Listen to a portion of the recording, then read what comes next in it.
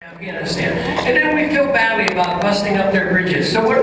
We tax the American people again. Well, we can't leave the bridges all broken up, so we tax the American people to go build the bridges. And what happens to our own bridges? We forget about our own bridges. I say spend the money here, take it out of and besides, running out of the money, and that is what the message is. That's the message of the office. So what are we going to do? We know what the problem is, and we don't hear the answers elsewhere. But I think the American people are ready. They're ready to find out that when you offer them freedom and the Constitution, limited government, balanced budget, a sound dollar, and a sensible foreign policy, all of a sudden it makes a lot of sense. But you know, it doesn't have to be catastrophic unless we don't do anything. If we don't do anything, we're going to have a financial crisis. The dollar is going to collapse. Prices are going to soar, and we're not going to be able to take care of the elderly who have become so dependent on government programs. The inflation rate now is well over 10%. They get a 2% raise, and people are hurting. Whether on fixed income or in the poor population or average middle class now can't pay their bills. Yet Wall Street keeps making the bucks. In December, they passed out $38 billion worth of bonuses. At the same time, the average American can't pay their energy bills, they can't get medical care, and wonder what's going on. So we have to cut back, and to me the easiest way, the only political way we can do it, we can't go and look at the most vulnerable in this country who are dependent. And my concern is, of course, that things will get much worse for them as well as for the middle class. But the spending has to be cut back. So I say, let's cut the spending back on this empire we have. We're spending $1 trillion a year overseas, and you can cut a lot more than a few million or a few billion. You can cut hundreds of billions of dollars. If we do that, we can literally apply some of that to the deficit, restore somewhat confidence in the dollar, and then actually spend some of that money back here at home, just like I mentioned about the bridges. Take care of the bridges here, repair our infrastructure. At the same time, don't throw the people out in the street that are dependent. And we could work our way out of this. In the meantime, I believe we could save so much money that the next generation of so many of you who are here, the next generation say, look, if you can assume the responsibility for yourself, why don't we let you opt out? Get out of the medical system. And medical care can't be delivered in the free market because right now, managed care has failed, and unfortunately, the only thing I hear talking about is socialized medicine, and we don't need socialized medicine. We don't need the continuation of the power growth in the organizations like the WTO. I don't believe it is necessary for us to have national sovereignty and a strong national defense by belonging to the UN. I do not believe it is necessary to be in the United States. It does not serve our interest to be in the IMF, the World Bank, or the WTO, or NAFTA, or CAFTA. Too much government management for the special interests. And we certainly don't need the North American Union. We can forget about that.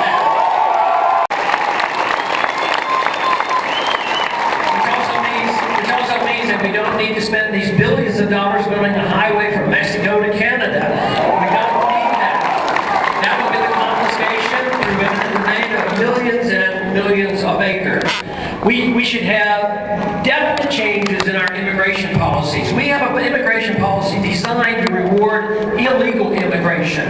And what we need not ever do is give amnesty to those who break our laws. It is said that for humanitarian purposes, we have to provide free medical care to everybody that comes over here illegally. And yet, what happens on that? Even if you would buy into that, what happens? The humanitarian negative aspect of this is it bankrupts our hospitals, and in Texas and elsewhere, our hospitals are closing down, and nobody gets any medical care. So it makes no sense. But it is the mandate on the states by the federal government that requires this to happen, and just leads further to our bankruptcy. But it is not unheard of to reverse the course. Today, the reversing this course will not be easy, but at least we know where our problems are, and we know where our solutions are. Our solutions can be found in freedom and opportunity and responsibility. And this is not strange and new. This is something that we are aware of. The Soviet system, when it collapsed, did not have the traditions that we have. We have great traditions. We know what it was that made made America great, and yet we have just given up our faith and confidence and understanding. And what is happening today is a whole new generation, and those who have memories are saying, you know, it's time for a change. It's time not to tinker, but the time to change the direction in the direction of shrinking the size of government, not forever expanding the role of government.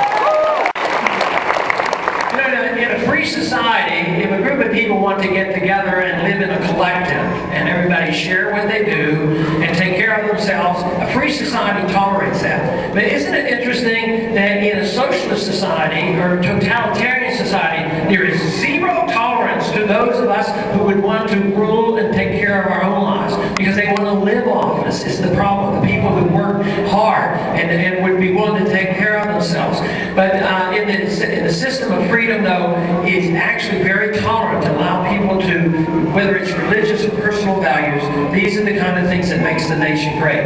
But we cannot expect that the people will emulate us or respect us if we use force.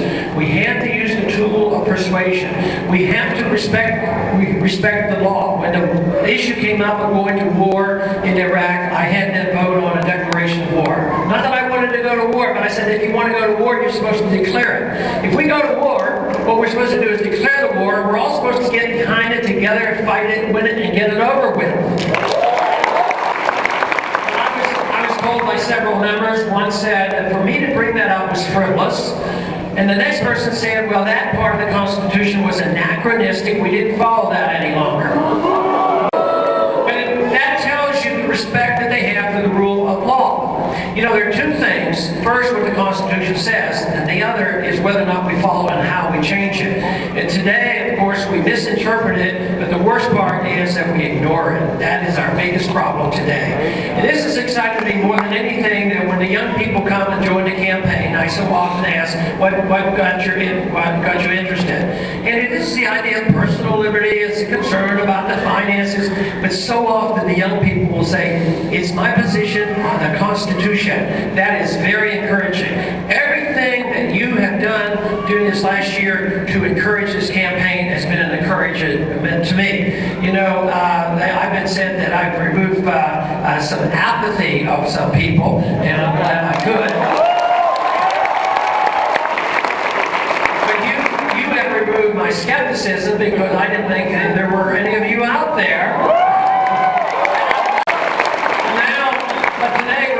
Of a very important day, and you can make history in this state tomorrow.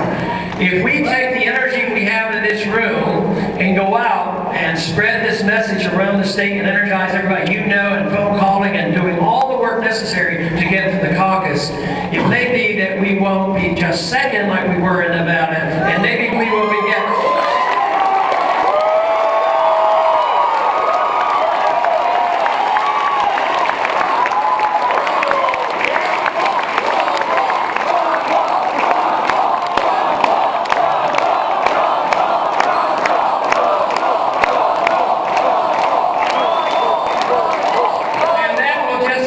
even more energy as we get into February 5th on Super Tuesday, so you can play a very, very significant role. Already you have played a significant role, because, you know, we have taken on the mainstream media, because we have that secret weapon that is called the Internet.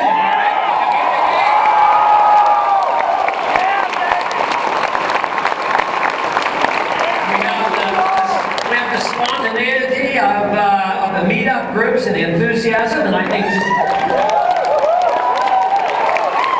today is another one of those days that so many individuals are giving the campaign a boost and sending in $1 or $2. That's always very encouraging to keep the campaign going. I do want to thank you very much because of the encouragement. It's much more than I ever dreamed of. I don't know exactly where it's going. I know it's more than I personally expected, but with the enthusiasm, it can go a long way further. But the truth is regardless of what happens tomorrow or the next day, I do not believe your enthusiasm, your interest for the cause of liberty and for the goodness of America will be put to sleep. I believe we're just beginning to become awake.